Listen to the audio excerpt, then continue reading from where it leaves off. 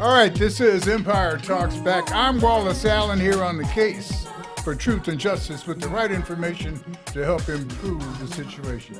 We've been talking back from the Empire for some 30-some years now, and we expect to continue to do that. But I'll tell you, my message today is probably as important as any message we've given over the 30 years that we've been here talking. We've got...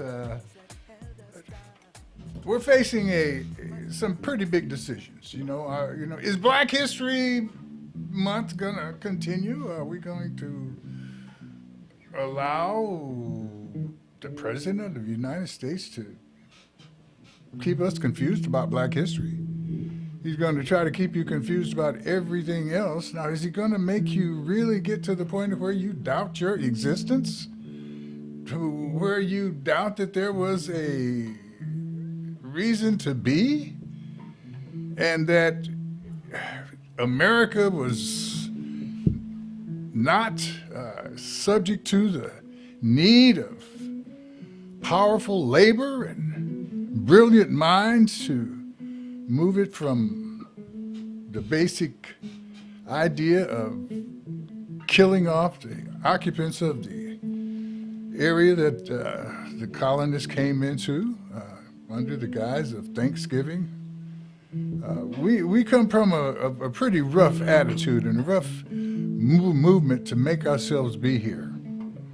So I'm not going to pretend that, America and everybody's contribution in building it was totally innocent and that we didn't do some things that we need to pray about, some things that maybe as you approach St. Peter at the gate, he didn't say nay about. But we're here together, and we didn't get here singularly, we got here together. But somehow we have a liar in charge. And my mother taught me a long time ago that once I catch you in a lie, all I can do is wonder how many I've missed you in. I'm still stuck back on the January 6th lie. I have not moved forward since that point. Anybody that bold enough that on January 7th, all of the Republicans, all of his team members admitted that, he kind of flew the coop. He did not do what we should have had him do. We need to spank his butt. But somehow, and I'm not going to say somehow as if I don't know, somehow he was able to convince, cajole, seduce, control his buddies, his fellow supremacist, his fellows that, regardless of what they say outwardly, inwardly, they agree that it's good to be in charge. And, if somebody's going to be in charge based on, diversity and equity and color of skin, well, it should be the color of the skin I'm in. Yeah, that sounds common to me. Everybody wants to be in charge. But what are you willing to do to get there? Well, everybody that wants to be in charge, may start at the same starting line. But what if you want to be in charge and your need for being in charge is based on something very, very, very special? And I'm going to tell you what that very super special thing is that our president needs the presidency for. And it's not Black History Month. But I'm going to tell you about Black History Month, too, something very important. Oh, by the way, folks, we're going to be meeting and talking with Mr. Greg Evans today, the CEO of National Cybersecurity. And I think every one of you will agree that you need some security, some national security, and cybersecurity is probably the best way to go. Before we take this break, I want to remind you that on the 4th of February, you will have Transit Equity Day. Transit Equity Day. Now, why would that be? Well, let's say because Rosa Parks decided to sit down to make the rest of the world stand up and realize that it's fair, if I'm putting my money in it, that I should be able to use it. National Equity Transit Day, a holiday across the United States, celebrating the fact that transportation is indeed an economic tool, and that we all should have access to it. And they cloaked it behind the wonderful work of Rosa Parks. So it's not Rosa Parks National Holiday, but the holiday is in her name. So we will be celebrating Transit Equity Day, all over the state of California, all over the state of Maryland, Chicago area, Atlanta, Georgia, and you'll be able to get on the bus for free. Now, it's not much, but it's a big token to let you understand that we do understand and we do remember that the sacrifice by Miss Rosa Parks was not a sacrifice. It was an investment, and we are getting the dividends for it now. This is Empire Talks Back. I'm Wallace Hamlin. We'll be back right after this short break. This is KCAA. Publish your legal notice in West Side Story newspaper. For the best service and the best rates, call 909-384-8131. Publishing legal notices in the city and county of San Bernardino since 1990. West Side Story provides friendly expert service. Call 909-384-8131 to benefit from budget-friendly rates. Whether a fictitious business name, a name change, a divorce summons, or any other legal or public notice, call West Side Story newspaper 909-384-8131. 909-384-8131. That's 909-384-8131. KCAA.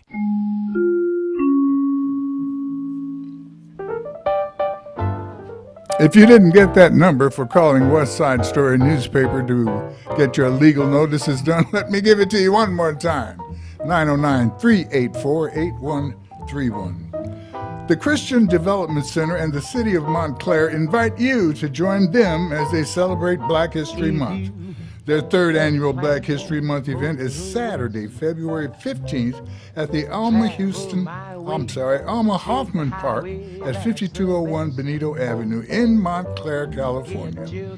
The festivities begin at 11 a.m. Bring the entire family for a great experience featuring food, entertainment, a variety of vendors, and historical exhibits. Call 909-319-2240 for more information. That's 909-319-2240. 909-319-2240. Meet you in Montclair on the 15th, 11 a.m. at Benito Park.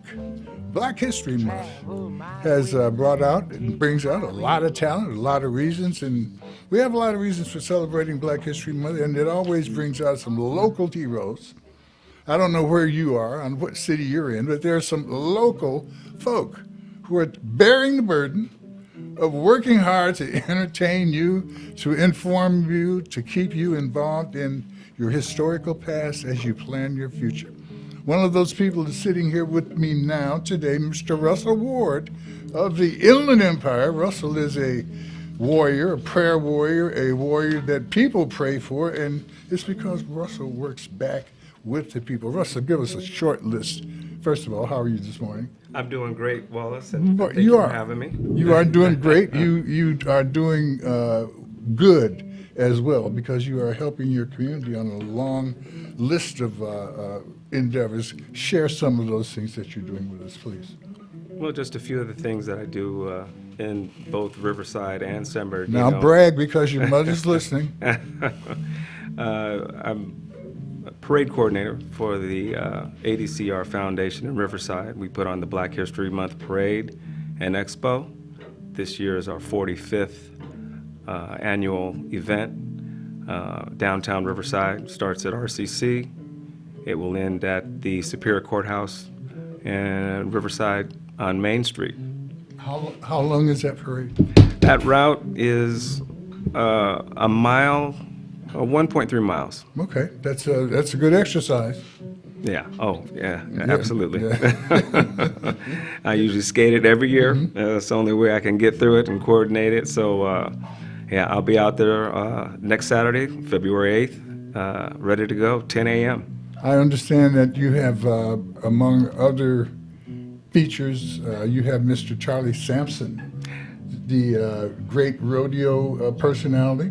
Yes, he's graced us with our presence as he was in the San Bernardino parade just yesterday. Oh, he did make the parade yesterday. He did, yeah, Okay. yeah, he showed up, showed out. Very good. So we're looking forward to having him at our parade as well, or along with some of the other equestrian. But with Charlie Sampson, he does have a rodeo that'll be coming up in June.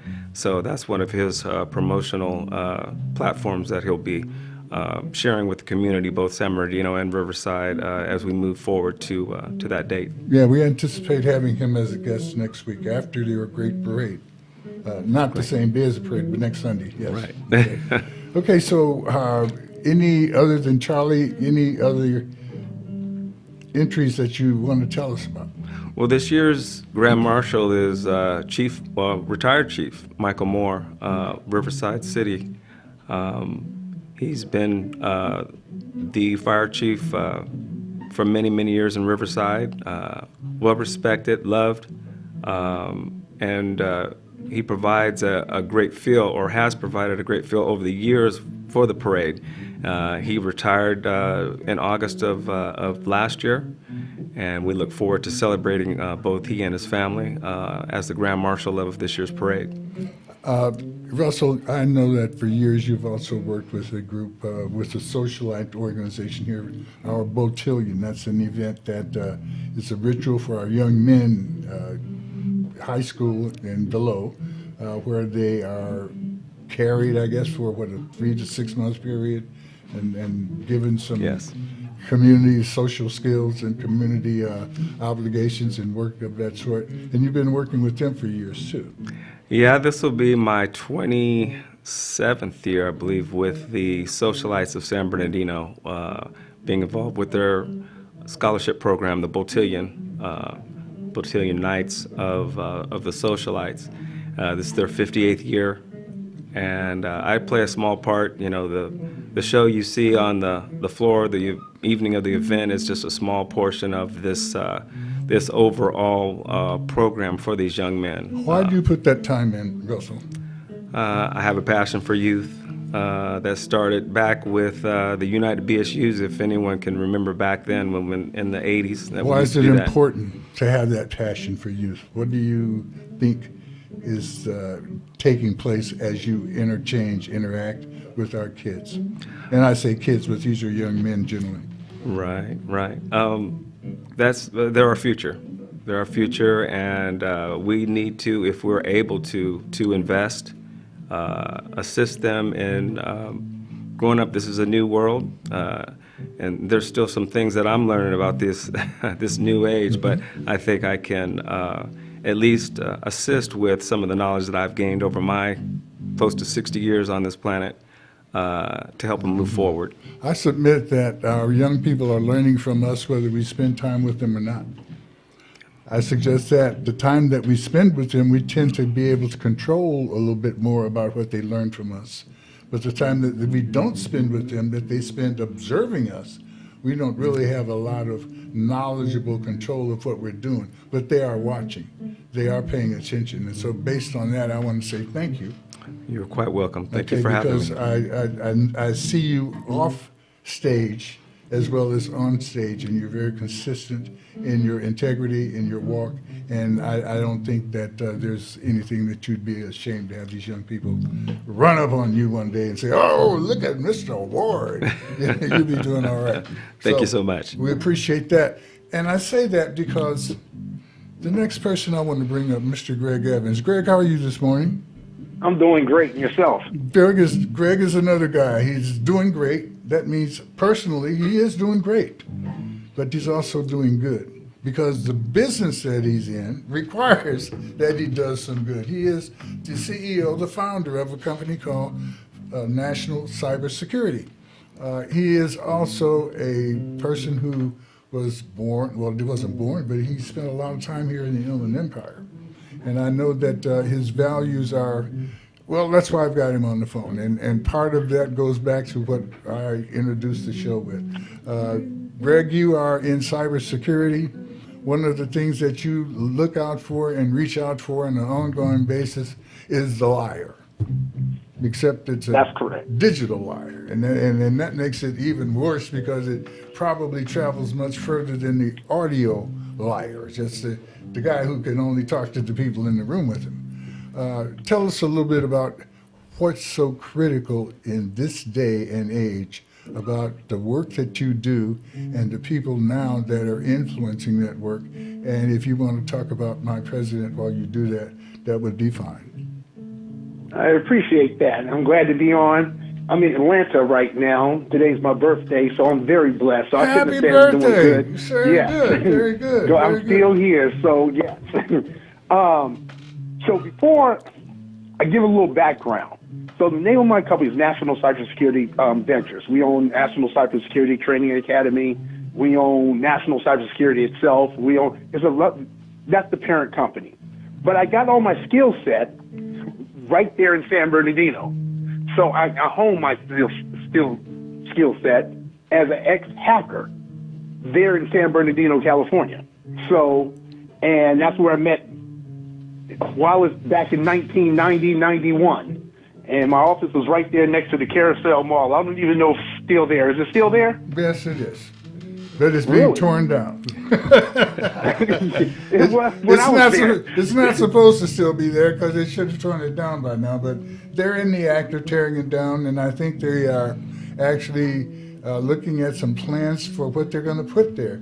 I will say this: I am not the most knowledgeable person of what's happening there, and I will correct that for future inquiries. But yeah, the Inland Center Mall is probably one of the greatest potential attractions the city of San Bernardino has. I'm sorry, the Central City Mall, the ex-Central City Mall. Right.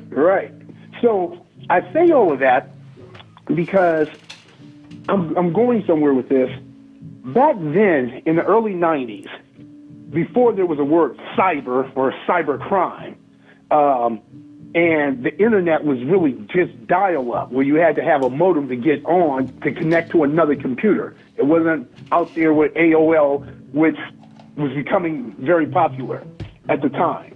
But either way, I was able to overcome to doing almost to about $1 million a week before I got busted by the feds. Okay? And it's all in cybercrime, hacking, AT&T, MCI. You want to repeat that part? We're up to $1 million a week before we got busted. They came at me with over $100 million in restitution, but by the time they took away some stuff that Wallace didn't even know, a lot of my friends didn't know that I had, like homes in Newport Beach, because I had to have separate lives. Couldn't tell everybody, because when the feds came in, they talked to all my friends, and they told me everything I had in Riverside, my home's in Riverside, a couple places in L.A., but they didn't know about everything. So it was a whole different story. Either way, I say this from experience because when I got busted, and it's because somebody told, and when the feds raided my office right in Riverside, the problem came in is that you had the FBI, who used to be in a building I was actually going to move into in 2 months. They were in the same building, didn't realize that. They came in and did the investigation. Then you had the U.S. Attorney's Office there in L.A., who came in and they said, hey, you know what? He did commit this crime. Let's go in, let's prosecute. Okay? So they worked hand in hand. In fact, I spoke to my U.S. attorney last year for the first time, and I don't know since we left.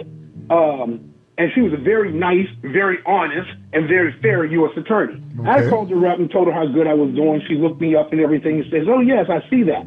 Right? Just make sure you're paying your taxes on time, you're good to go. Right? But even though that was way, way back in the past. I haven't had a parking ticket or anything with to do with the law in a negative way in over 25 years.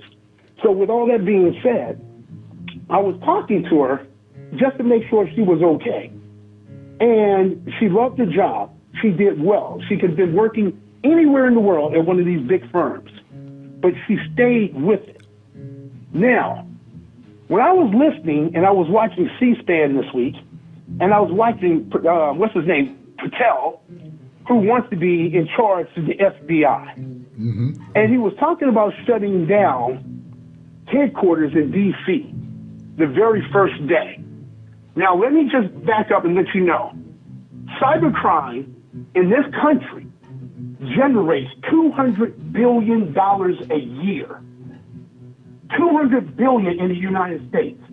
Worldwide is $10 trillion with a T. That's what cybercrime generates. Now, let me just ask you guys this. Think about this. When was the last time you turned on the news and they said that they caught a hacker and he was arrested because he hacked into this bank? He did a ransomware attack on the hospital. Now, we've seen the ransomware attacks and heard about that, but usually that's all we hear. We don't get to hear the results. That's exactly right. We get to And see every them go time there's back an attack, online, and that's it. That's it. And every time there's an attack, this is what they always do.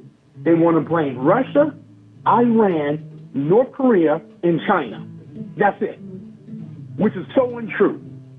Some of the best actors are right here in the United States and in Israel. Israel has some of the best actors. They spend a lot of money. They have more cybersecurity companies per capita than the people here in the United States do as well. Can I ask a quick question? Does not the intelligence of the whole intelligence world depend on hacking of some sort? Yes, it does. I'm going somewhere with that too. Okay. And the United States does more. We have more fake accounts than anybody else. You hear about, Russia had all these fake accounts and helped get Trump. The CIA, all the Lockheed Martin, all the defense companies, they have a cyber division. So you hear about this, about how the state-sponsored hacking group who has ties to Putin, who has ties to the Chinese government. The United States has the exact same thing. We're real quick to scream foul when somebody does it to us, but we do the same thing.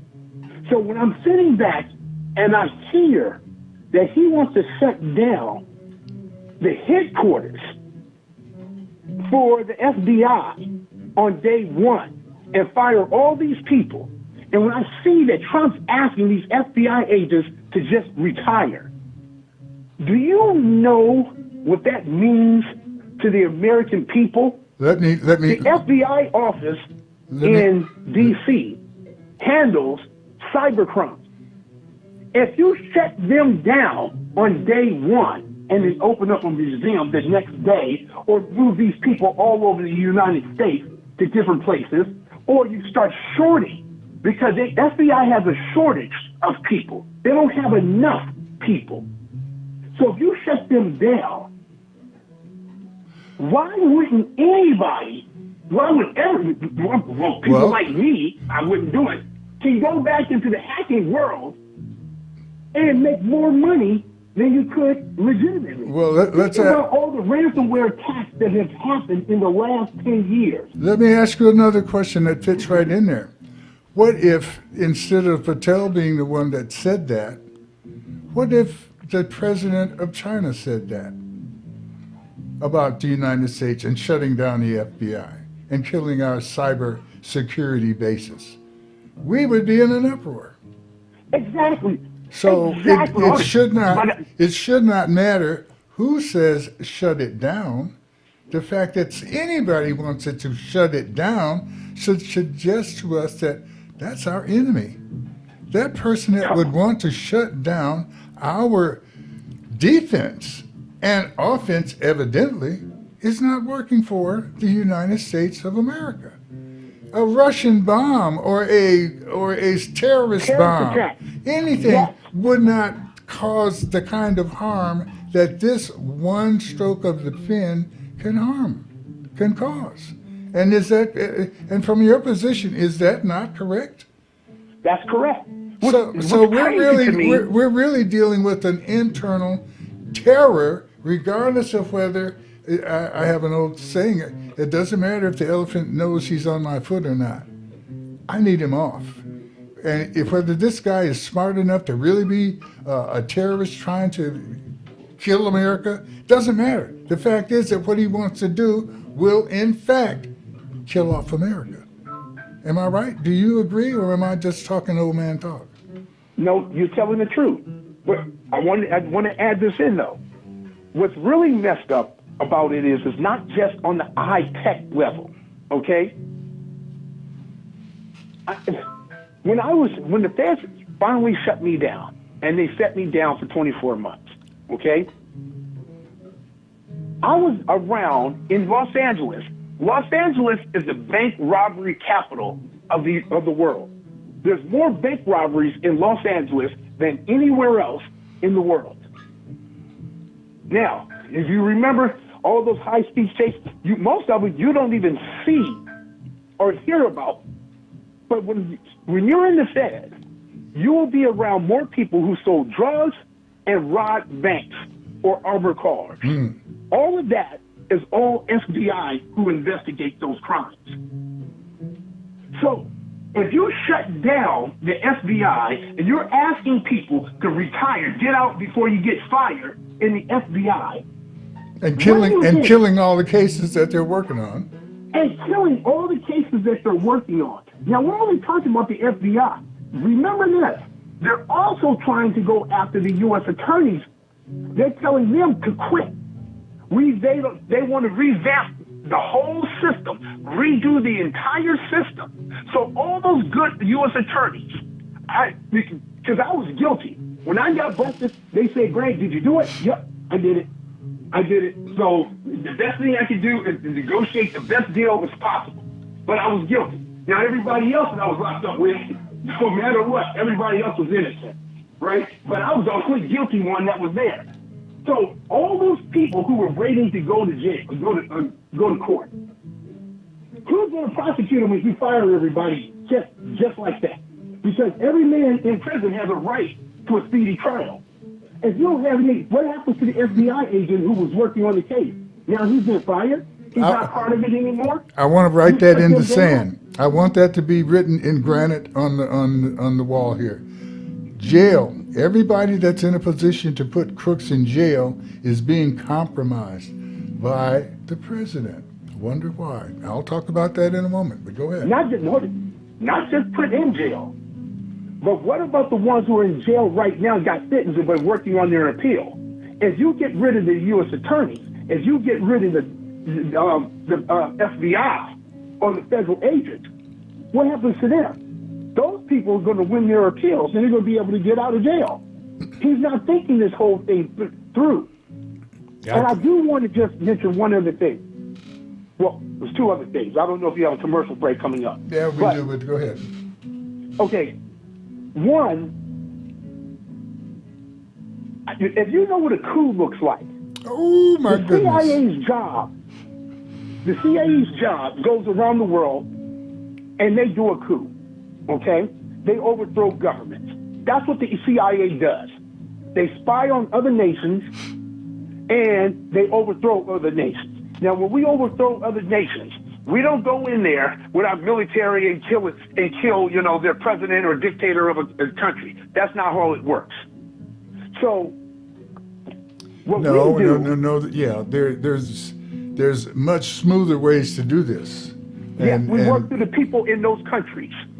Same thing that's happened in Syria, same thing that happened in Libya, and same thing that happened it's just so many different countries. It happens all the time over in Africa as well. So we finance those people. We stay behind the scenes. Well, let's show people really quickly what we're talking about.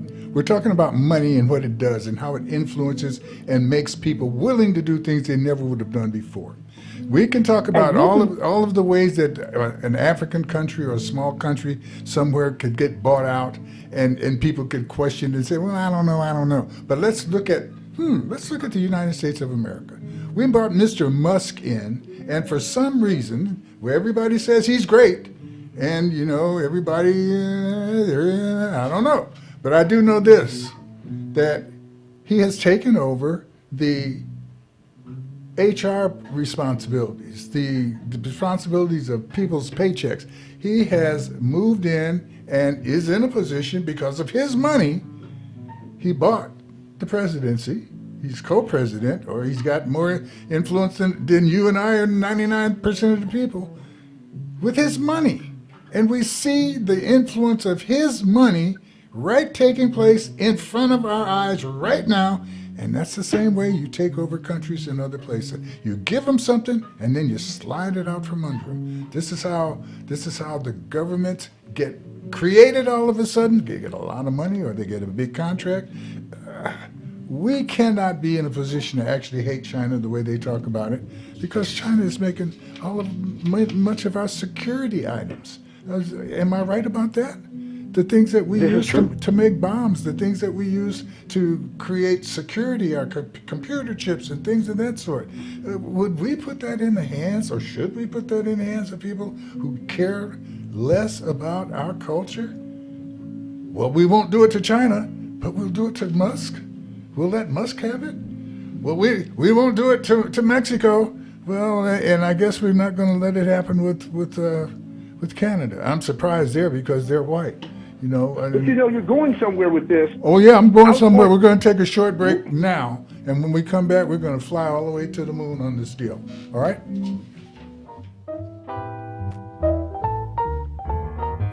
Publish your legal notice in West Side Story newspaper. For the best service and the best rates, call 909-384-8131. Publishing legal notices in the city and county of San Bernardino since 1990. West Side Story provides friendly expert service. Call 909-384-8131 to benefit from budget-friendly rates. Whether a fictitious business name, a name change, a divorce summons, or any other legal or public notice, call West Side Story newspaper 909-384-8131. 909-384-8131. That's 909-384-8131.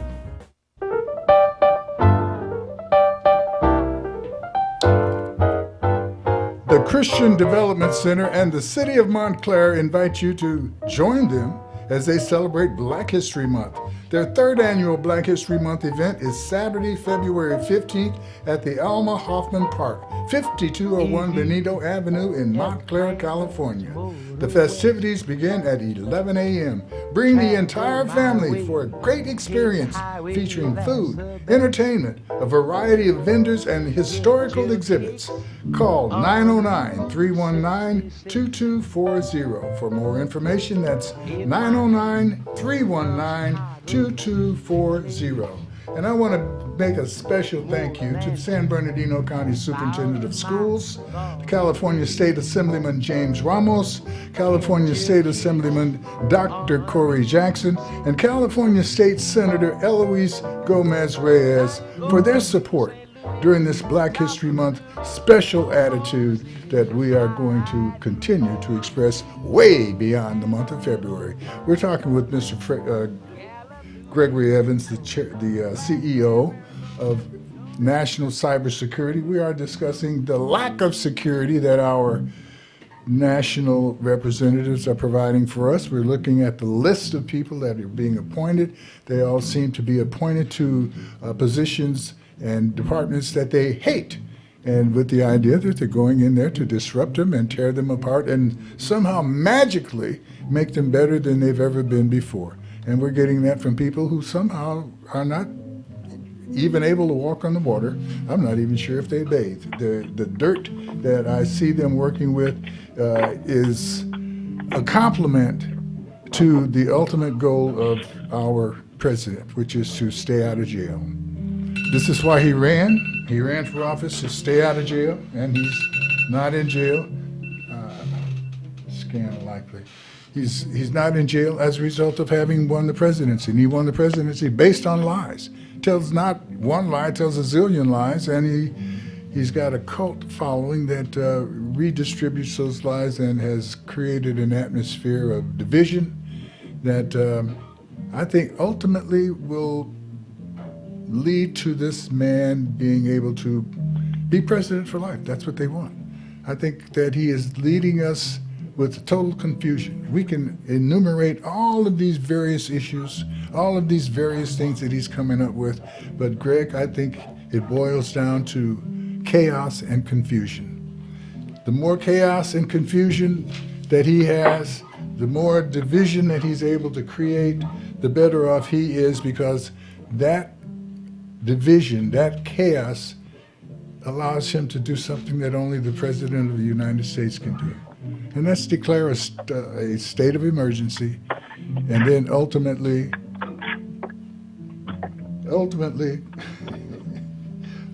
he's got the military to create the martial law.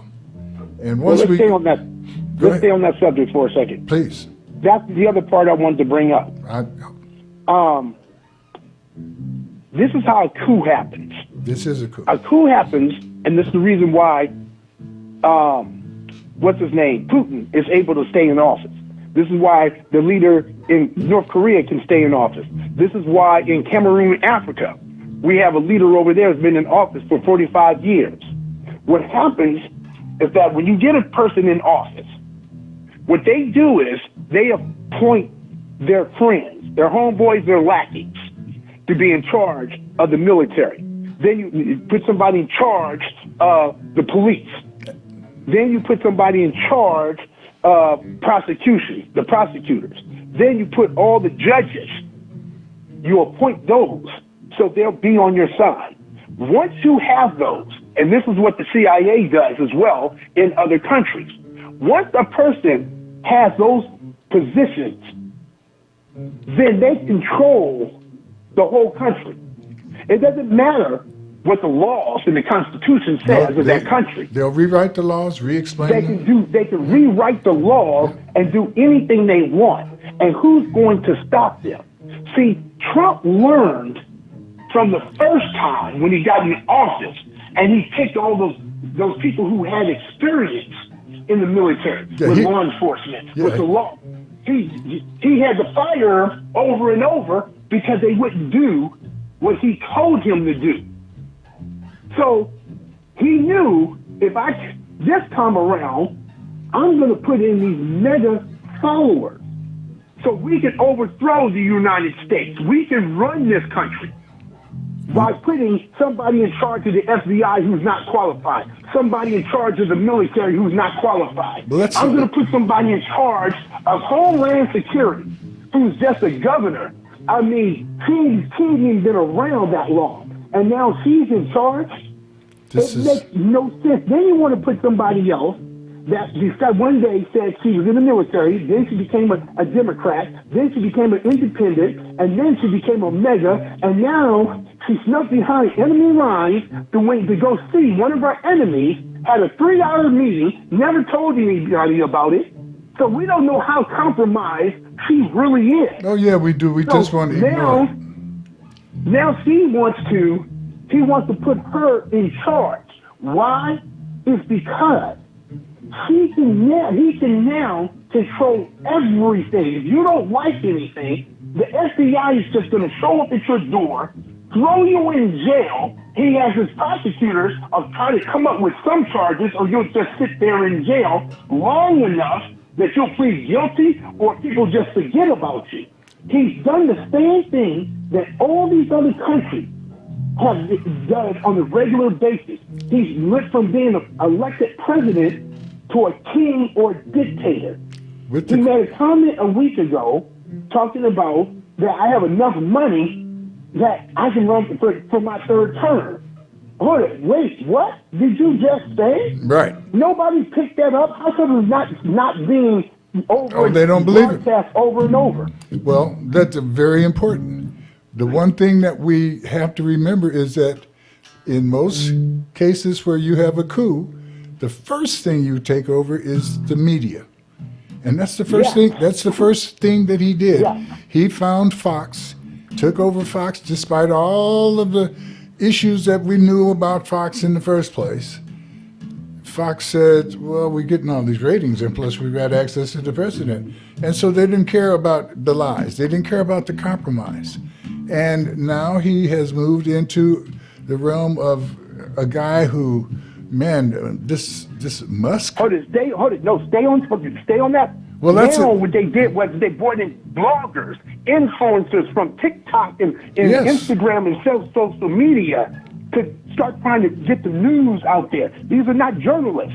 These are people who have an opinion, and they're only going to be people that they deem who like Trump. And it's not going to be anybody out there who's going to say anything bad about Trump or who has in the past. Well, they can say it, but it will not get played. No. They can say it. No, they're going to be able to do it because they can do it on their own platform.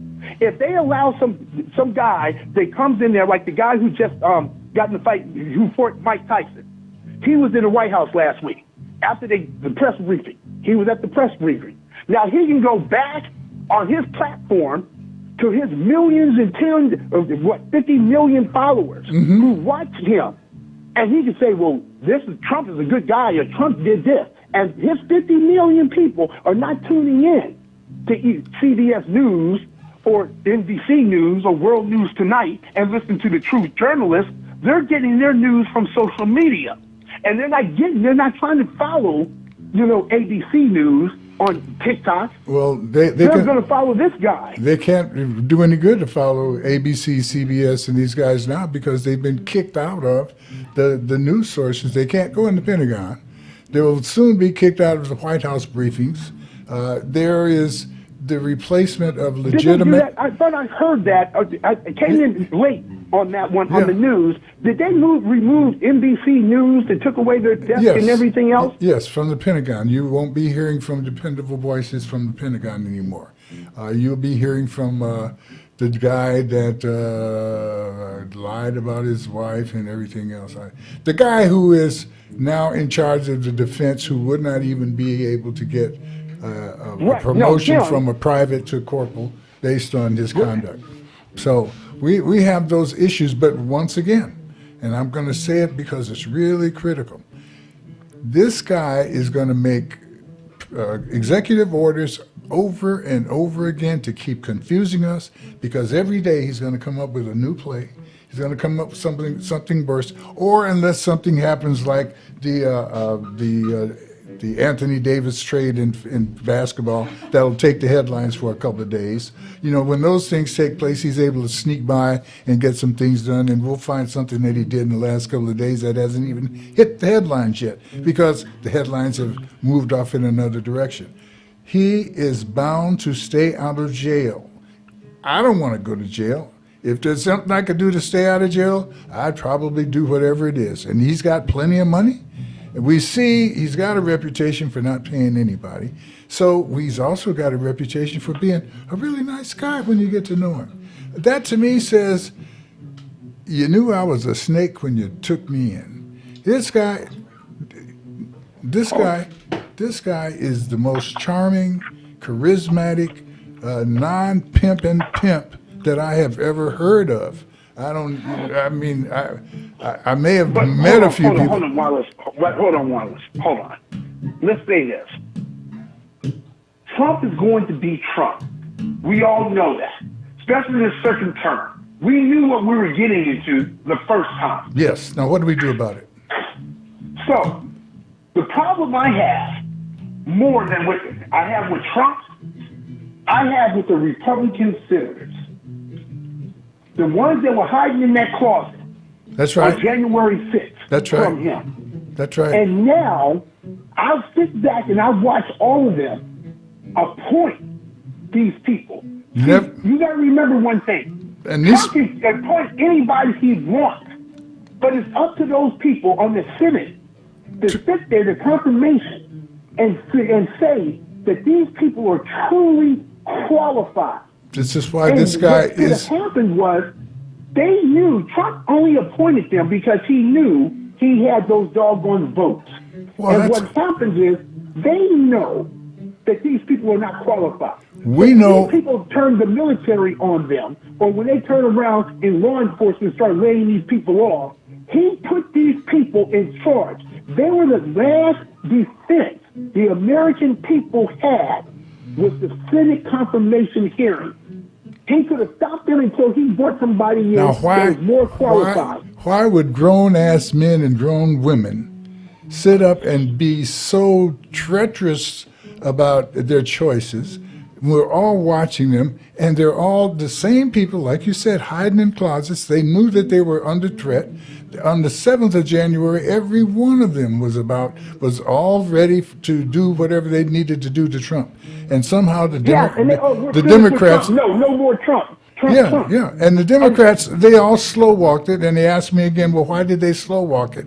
I'm not sure, except I'll fall over onto they're all white, which makes it really all right, because no matter if they're right or wrong, whoever wins, whether it be them or Trump, white people are going to be, except now, when they realize that, no, he doesn't even be loyal to white people. If you ain't rich, You can forget it. He's ready to freeze everybody's funds. He's ready to freeze the funds that might be rich, and you may have set up a little trick to make your mom and all those folks get Medicaid. He's going to cut that out.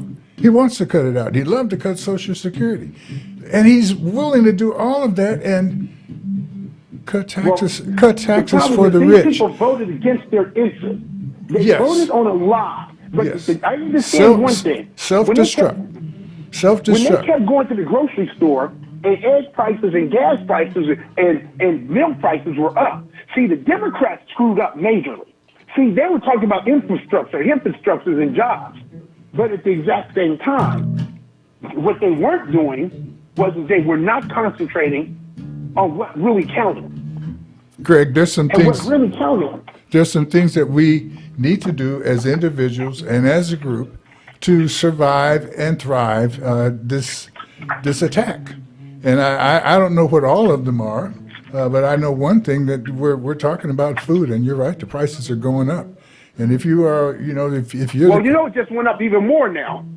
Because when you turned around when you sit there and shut down Mexico and you Yes. shut down Canada Yes. and you put 10%, and remember this, Yes. gas prices, we get a third of our gas in the United States from Canada.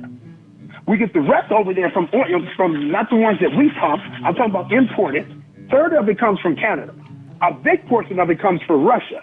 Now, I don't understand that part. When that war broke out with Ukraine and gas prices went sky high, we were all sitting there like, how is it that we keep talking about Russia's our enemy and they're evil people? and giving them money, paying them every day. But we're giving them money for oil and all of Europe is, and the only thing they had to do was just cut the doggone oil prices. Now let's stay right there where you are and look at, we as American people. There are companies out here now who are willing to boldly support Trump and Trump's principles. We as individuals have the same ability to say, I'm going to like who likes me. I'm going to spend my money with who likes me and my lifestyle and my culture. And if we're going to go into corners, I want to take my economics with me, and I'm going to go into the corners supporting those economic bases that feel about life and values the way that I feel. And so maybe it's not going to happen though. it's not going to happen easily, but it has happened, and we know that it's happened. Listen, we've got the whole union. It's union happening though, Wallace. You can't listen. Wallace, you and I come from a different era. This news, So how do we do? going What do on we do? today is totally different Tell us than what to do. you're used to. What do we You're do? talking about the march. No, I'm and not talking you guys about had marching. I'm you not had talking a about parade marching. Yesterday, I'm not talking nobody cares about that anymore. That's the problem. Well, We don't have no black unity anymore. Oh, come on, man. We're not Well- taking all our dollars from Target. We'll do that for a week. yeah. Or Walmart. Or these I'm other not. I'm companies. not. But you notice, I didn't say black people. I Black said people are not going to do it black either. people are not the only ones that are going to get their butts burnt by Mr. Trump. And my point is that you like who like you. And if you're looking up and you're looking around and you're trying to figure out what color he's working against, it's not going to work because he's too smooth for that. He said, you're sitting up there about Rich Paul that he had in his office. He had Mike Tyson sitting there at the same time, grinning and skinning. He just had Snoop Dogg, one of the most remarkable turnarounds I still can't believe that. in history. Snoop Dogg was, super bad guy. Martha Stewart cleaned this guy up better than any laundry of money actor, and he switched up on us. Now, Snoop Dogg will tell you that he did Snoop Dogg a favor, did something for somebody. Well, if you're willing to sell out your people because you got a pinky ring, then that's where we are. And so you're right. If we just depended on black people, with the civil rights movement never would have took place. If we just depended on black people, we'd probably still be in slavery. We have to depend on. I want to comment. I wasn't just Please, talking about. go ahead. You cut me off on the black. I want to talk about the white people as well. Go ahead, because we don't have much time, so Okay. you have to come back next week. Come on. White people are, yes, we can do this next week because white people are not going to, they're not going to side with us. We all know that Trump is a racist. We knew that the first time he ran. Yes. When he came down those stairs to talk about the Mexicans And despite that, my Hispanic brothers, my black brothers, my Asian brothers voted for that idiot because he told them that it would make that's a what I'm bulge trying in to their say. crotch. We got more sellouts, and you saw the And people who realize that they've been lied to, people who realize that they've been made a punk of, people who realize. He didn't get lied to. Well, He told them what he was going to do. oh, he told them what they were going to do, but but Greg, they thought not me. It's just like the people who went down to with Jim Jones. You know, we have to realize that there are sick people. These people are sick. They're not just doing this because they're evil. He's evil, but they're not necessarily evil. Some of them are. But these people have been captured. This guy stole your girlfriend. This is how slick he is. Let me give you a different perspective. Okay, please. Okay? Let me say this real quick. It's not that they're evil. What happens is, and this is what happens, because back going to the 1700s, there was no such thing about black and white, okay? That was not it. It was until slavery and the Asians was coming over to the West Coast to build the railroad. It was rich white men who were telling poor white men that all your problems is because of brown people. That's right. Other people. And it's the same story. Fighting. And what Trump did in this country, even on this election, yes, prices for food and everything was up. But what he did was the same thing what rich people have been doing in this country to white people for years. And in 3 months. The reason why you're poor, the reason why you don't have money is because it's black people. Yeah, it's because it's Mexicans. It's all these people taking your jobs. It's DEI. Oh, yeah. And you can't get a promotion. We understand that, and we totally agree. And, but that foolishness. They said it and they believe it again. Do you think they're going to continue to believe it when the egg prices stay up? Do you think that these guys in Tennessee and Kentucky who have been for one thing, they're going to run down the street to that black guy who's got a little farm and been growing food, and they're going to say, Bill, can you sell me some food? Give me some food, and we're going to keep doing like we always do. We're going to continue to be good, sharing, and the basis of what God really wants us to do on the planet. Greg, I love you. I'm going to have you on next week. We're out of here. Russell Ward, thank you for the great work you do. Anthony, great work over on the guitar. Eric, as usual. We're going to see you guys next week under two circumstances. One, if Greg's available. That's the third circumstance. One, if the good Lord's willing and the creek don't rise. I love you guys. See you next week. Stay strong. Don't go for the Kool-Aid. Joplin, Missouri, and Oklahoma. NBC News on KCAA